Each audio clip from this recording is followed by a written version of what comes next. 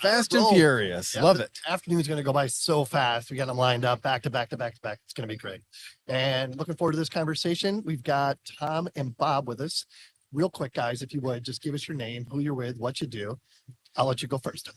All right. My name is Tom Cardenas. I'm the Senior Vice President at California Surveying and Drafting Supply, CSDS. We are a CanCell company and been in the geospatial industry for about 24 years now. 24 years. Okay. Awesome. Awesome. Bob, I have a feeling it's been a little bit more than 24 years, but go ahead. Yes, it is. Yeah, so my name is Bob Birdie. I'm the owner of California Construction Control. It's a company I formed in 1981. I've been surveying since I was summer hire starting in 1963. Oh my gosh. That's amazing. Yeah. That's amazing. So, Go ahead. yeah, so I found it to be a very rewarding and challenging job and enjoyed it all along. Yeah. So Tom was talking a little bit before we hopped on here that you've always been kind of like that, always had like that pioneer type spirit. Like you bought into RTK at a really early stage. Talk about that just a little bit. Like how much did your first RTK system cost? It's been too long ago to remember. Tom might be able to tell it. It was worth every penny, whatever it was. Yeah. Yeah, it was precipitated because I was hired by a company. They were rebuilding the railroad yard in Roseville, California. Oh yeah. Which is the biggest train yard west of the Mississippi. And so traditionally it would have just began out there and set up your total station and did the work there. They're remodeling the 6.5 miles long of the railroad yard.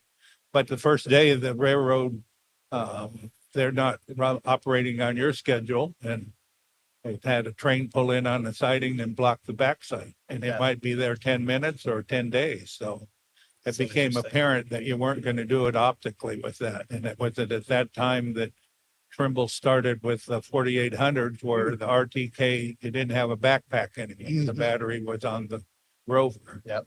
And so that's how I got established in that, and born out of necessity. And as a result, was able to do that. When the end result of that job there, the train yard was remodeled and brought up to specs, and it's used to this day. They replaced over 600 miles of track in it. Wow. So Crazy. it was a good operation. And then as a result, having the only RTK system in the greater Sacramento area at that time, it led into other work. Black and Veatch, which is a giant civil engineering company. That was just when the .com stuff was starting in fiber optics. And so they were looking for somebody to do RTK work in Northern California. So fell into that, and one thing into another. The right move at the right time. Sure. So Tom, how much do you think he paid for that first 4800 system? We were probably pushing six figures at the time. No. Back then, for everything out the door. Wow, that's So awesome. it was a large investment back in the 90s. Yeah. So it turned out to be worth it. I always operated on the business of getting the best, not going beyond my means. And so I bought it outright in every case. Well, then it wasn't to where I had to make foolish decisions to buy a job to keep the doors open. I could be choosy on what I had. Yeah. As a result, it turned out to be, good work. It was interesting. A sideline on that part was that in that Roseville train yard, I was in 1973. I was taking the land surveyor's exam at this college in Sacramento in their library, and felt the window shake. And that was when they had that explosion out in the train yard back there that blew up and destroyed the little town of Antelope and all of that. A munitions train, the Vietnam War was on, the munitions train was coming down, and they got the Hot Wheels and set off. A whole munitions train blew up out there. And so the connection then came 25 years later in 98. I was surveying out there again, or this time now, with equipment and technologies that weren't even on the horizon 25 years before. So it was an interesting connection to put that together, and Trimble encouraged me then to write an article that was published in POB regarding that experience. Cool. So one more question before we talk about this really cool project. Like your fellow surveyors at the time when you were buying into this technology early on, were they like, there's crazy Bob. Were you the kook? Yeah, there's crazy Bob's spending all that money again. Yeah, I'm not sure what they said under their breath, but it turned out to be the right move. Yeah. You know, that it was at the point where the production was so much better. The leap between a transit or a theodolite and a steel tape to a distance meter and then a total station was pretty good sized jump. But the jump then from total stations to GPS was a quantum leap. It was amazing. And because it had the insight into that and it opened up, then Trimble asked me to come down and talk to their group in Sunnyvale, their salesmen and various reps, because it was going to be a point to where survey companies, if you didn't have GPS, you didn't have RTK, you couldn't compete. Right. I know that at the outset on that, you know, on a normal day working with the 2-man crew and regular equipment, I would bid jobs if you could, construction jobs, if you could set 50 stakes and elevate them in one day. That was just a bundle of lath. In one day, that was a pretty good job. So with RTK and that, you could do that by 10:30. So you could price the jobs the old way because you were competing with guys that didn't have it. But you could And do 5 of them each day. That's a great business model. Yeah, it really is. That's awesome. Yeah. All right. So you guys, this Cameron Air Park, let's talk about this project just a little bit. Give us a little background on the survey and kind of what went into it. what's up? So Or the problem. What was the problem that was well, being the solved? problem, you know, Cameron Air Park is an air park, like it says, where you can live in the subdivision with a hangar under your house. Oh, yeah. Okay. So it appealed to a lot of people that would fly back and forth to Silicon Valley, you know, tech guys. Well, as a result of over the years, the landscaping had matured to the point to where the trees have grown up into FAA's airspace. And so as a result, then the FAA through Caltrans said that you can't have nighttime operations there. Well, this time of the year especially, guys flying out of Silicon Valley are not going to get home until after dark. Right. So it was important for them then to get this restriction removed so they could have nighttime operations again. Mhm. And so how did you, like, what was the approach to Yeah, so I was contacted by a fellow pilot who lived in the air park, who was a lawyer. He was involved in all of this and said, hey, this is an issue. Is there something you can do with it? And so said, well, you know, with the technology, could probably take care of that and solve the problem. So it was a matter then of going out, securing time on the runway. You had to have radio communication, you know, on the FAA band or the aircraft band, so that if you had somebody coming into land, you'd know about it. But as a result, with GPS located both ends of the runway and on state planes, so you could geo-reference where it was, and then set up the SX10 and scanned the horizon around there all the way around the air park. And then using TBC, built a 3D model of their airspace that you could then insert into the runway. And then with the scanner, it scanned all the trees and buildings that were there. And so now with the TBC surface to the points, could pick out which trees are sticking up in the airspace. And because it was geo-reference, you could take that and put it in Google Earth and show the homeowners, okay, this is your house and this is your tree, and you have to take X amount of the tree off. And they all had the CCNRs in there all had the aviation easements in them to where they, you know, they were the big dog. You couldn't complain. And they couldn't argue with, the That's- homeowners couldn't argue with it because. Yeah, so it was that was visual, that it took the issue out. And so was amazing how well the SX10 captured, you know, things that were several hundred yards away and picked out enough detail to show even what kind of trees they were, let alone that there was a tree there.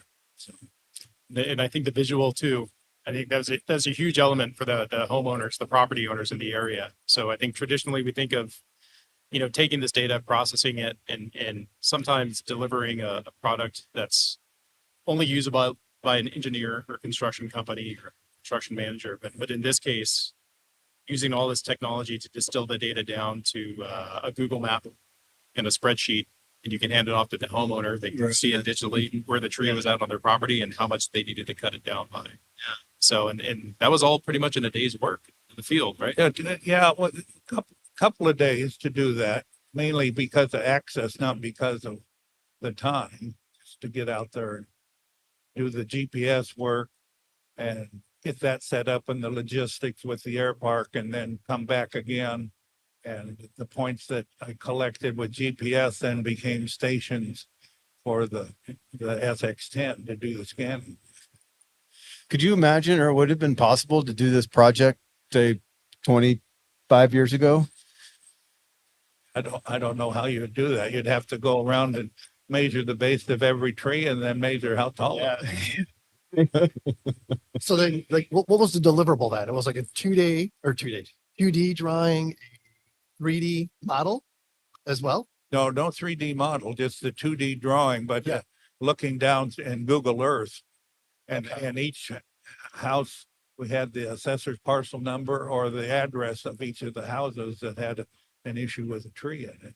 Yeah, and it's a pretty amazing visual when Bob brought this project and shared it with me, to see the, you know, basically taking the legal description of the airspace. So you see the scan of the airport, and then you see almost this bowl, which represents the airspace. And then you can see the point clouds where the trees poked up over that surface. That was So you can see them just kind of like poking up into and then in TBC using the point to surface That's report awesome. to give the distance between that surface of the airspace and the top of that tree. And then to simply convert that into a report for the homeowner to be able to see, and then exporting that job out of TBC into a KML or KMZ for Google Earth, so that the homeowners, instead of handing them a plan and saying, hey, go find this on your property, yeah. they can literally click on that in Google Earth and they can see, okay, this tree matches this point on this report and I need to cut it down by 25 feet. Okay, So have you used this same approach on other projects similar to that one since then? Not similar to that. There was another airport in the vicinity. There's others that are having that are air parks that have trees growing up from the, you know, the mature landscaping that the houses have on them. But I didn't do any of those. I'd like to have done it that way. But I use the scanner a lot, between the scanner and the GPS R12. Are you starting to find where you is that becoming the general tools in the toolbox Oh, of yeah. every project? You're getting some scan data and Yeah. GPS and combining them. A number of things like that will be that way, that I'll ask, first of all, how much tree cover is there? So whether you're going to get good return from the GPS, and then want to know how tall the ground cover is. It's mainly the grass. And so now even with TBC has been able to refine more and more, so that when you sample it, you can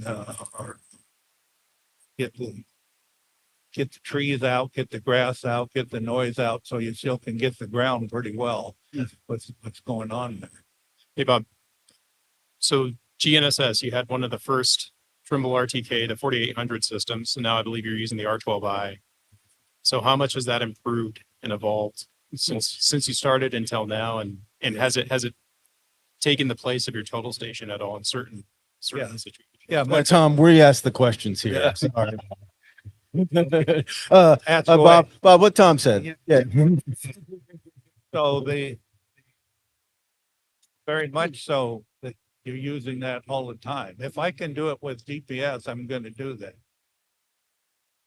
You get a fair amount up in the mother lode country of California there where you're looking for corners. And if you can do it with GPS, you're far ahead.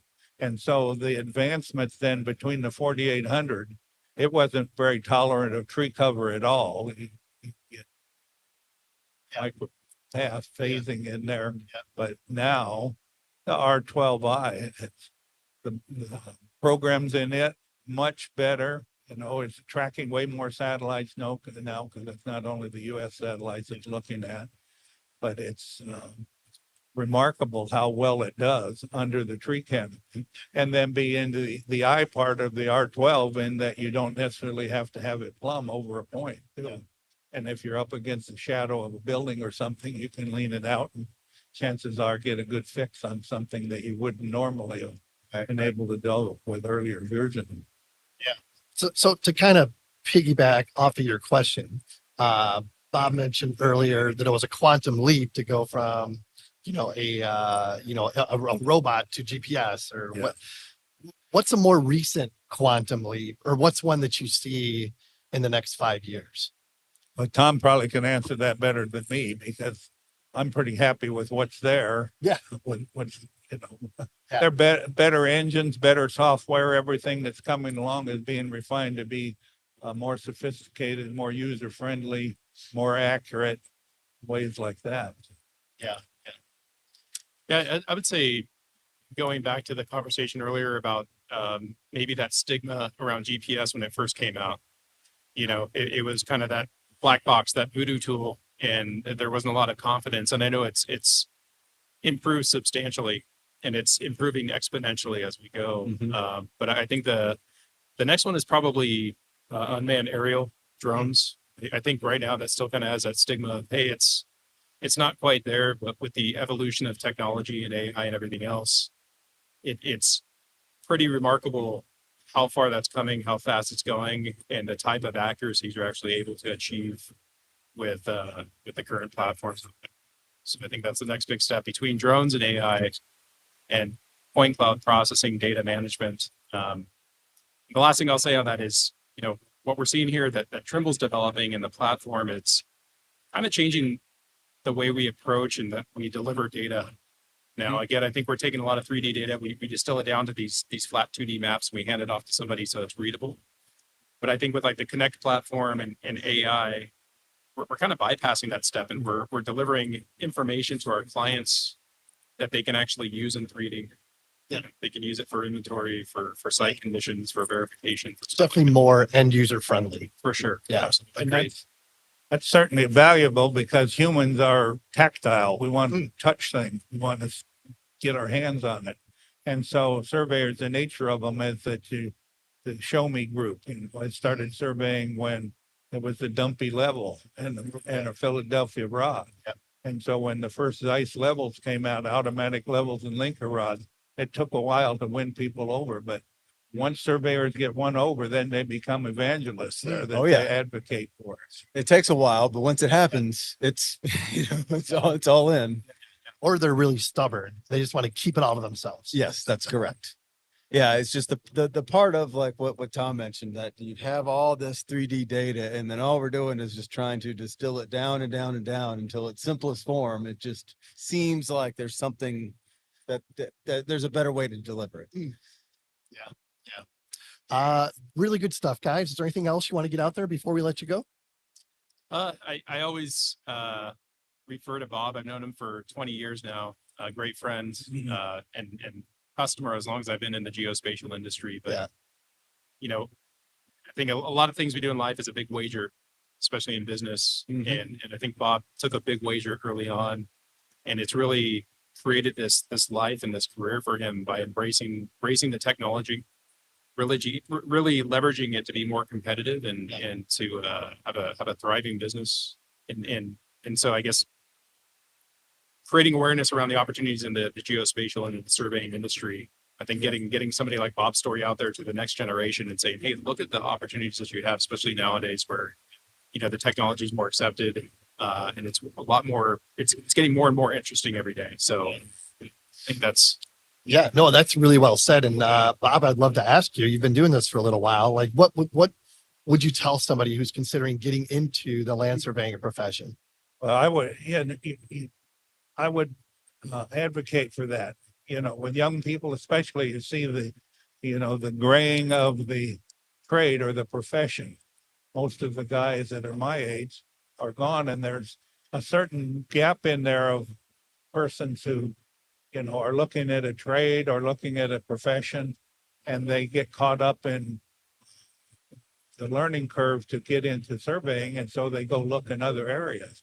But by far, it's been a great profession to have. I raised 4 kids. My wife never had to work. We were able to enjoy and have a comfortable living. And I encourage young guys to do that.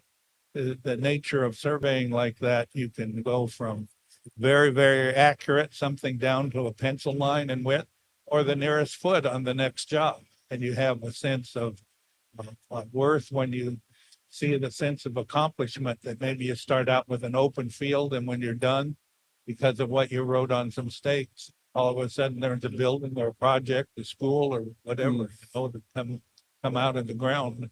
You have that certain sense of accomplishment that has its own rewards as well. Well said. Well said. I love that. Love that. Well, guys, thank you for your time. Been a Yeah, great conversation. Great Thank meeting you. Likewise. Yep. Have a good rest of the show. Yep. Look forward to it.